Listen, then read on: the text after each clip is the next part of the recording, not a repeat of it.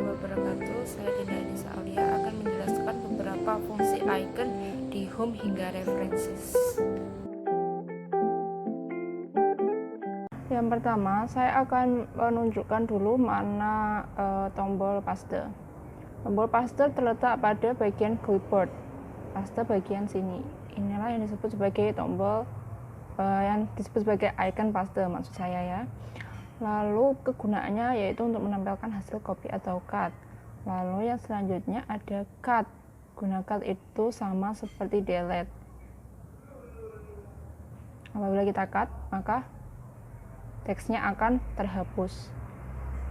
Kemudian guna copy adalah menggandakan teks objek terpilih. Ini adalah icon dari copy. Kemudian menu-menu di group font secara khusus itu berfungsi untuk performatan seputar huruf, terdiri dari ada font. Ini kegunaannya yaitu untuk mengubah jenis dari huruf. Kemudian ada font size yang berguna untuk mengubah ukuran huruf. Setelah itu ada grow fonts yang terletak sebelah dari font size yang berguna untuk memperbesar huruf secara instan, seperti ini contohnya.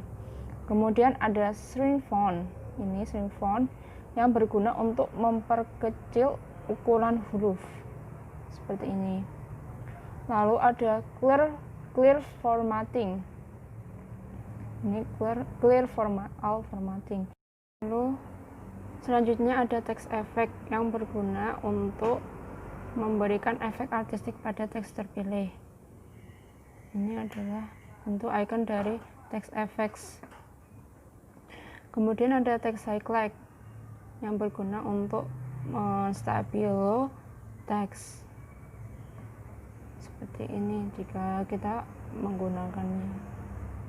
Kemudian ada font color, yaitu memberikan warna untuk teks.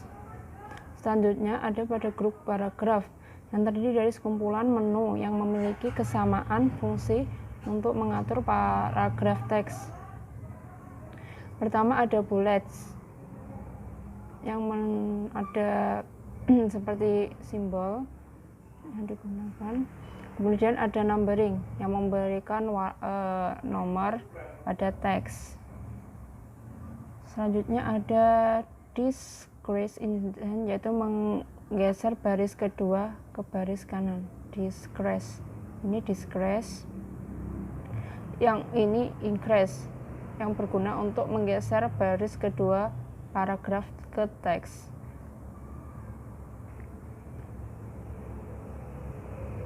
Kemudian ada left to right untuk menjadikan arah teks berjalan dari kiri ke kanan.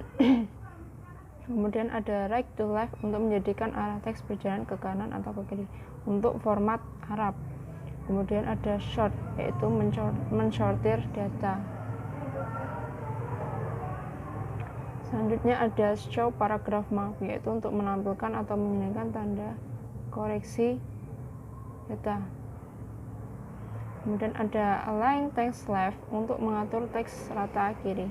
Yang ini align text left, ini tandanya, yaitu untuk rata kiri. Kemudian ada yang right, yang ini right untuk rata kanan. Kemudian ada ini center, maksud saya ini center, ini untuk rata tengah, dan ini yang align text right, yaitu untuk rata kiri. Kemudian ada justify untuk meratakan bagian kanan maupun kiri. Kemudian ada border yang untuk memberikan garis tepi pada ini border untuk memberikan garis tepi pada teks yang terpilih.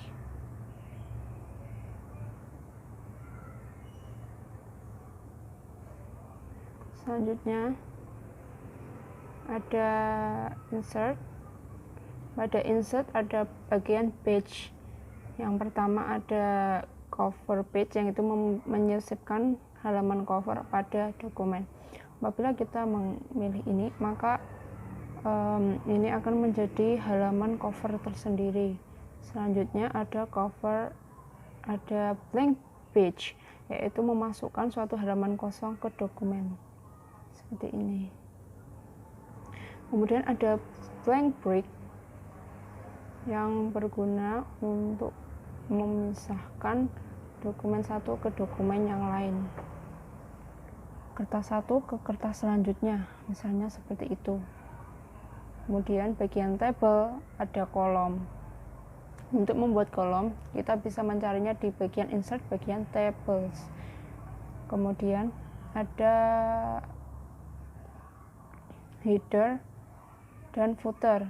Ini header, menambahkan header pada bagian atas halaman.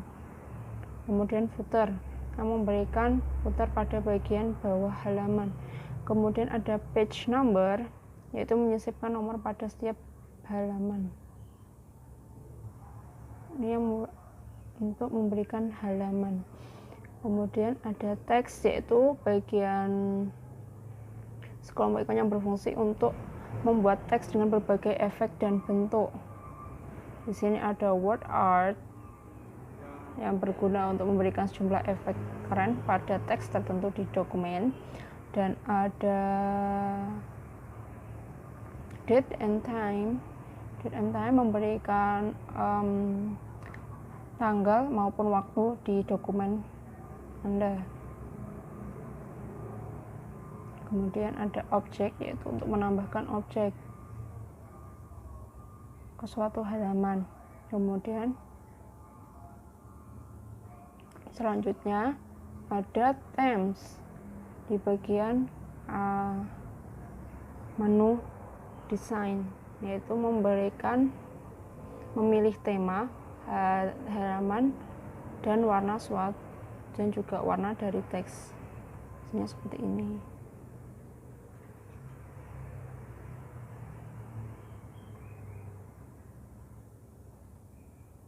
Kemudian ada color, yaitu mementingkan warna dari tema halaman lembar kerja. Ini color.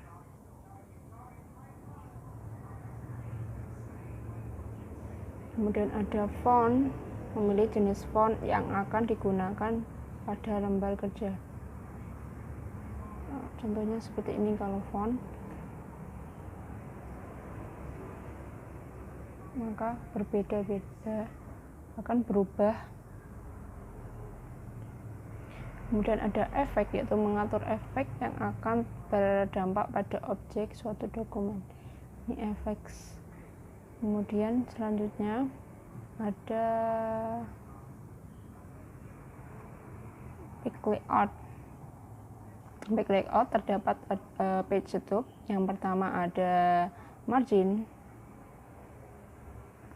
yang menyesuaikan batas pinggir lembar kerja, kanan, kiri, atas, bawah, untuk memberikan jarak tulisan dengan kertas apabila saat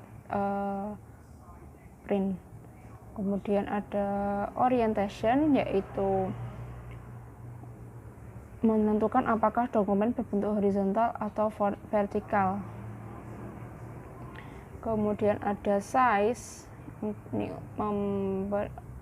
memberikan ukuran untuk kertas. Kemudian ada break yang berguna sama seperti yang tadi ini. Kemudian ada line number yang berguna untuk line number yang berguna untuk memberikan penomoran pada setiap baris teks. Lalu ada hyphenation untuk memisahkan antara kata dengan penghubung secara otomatis.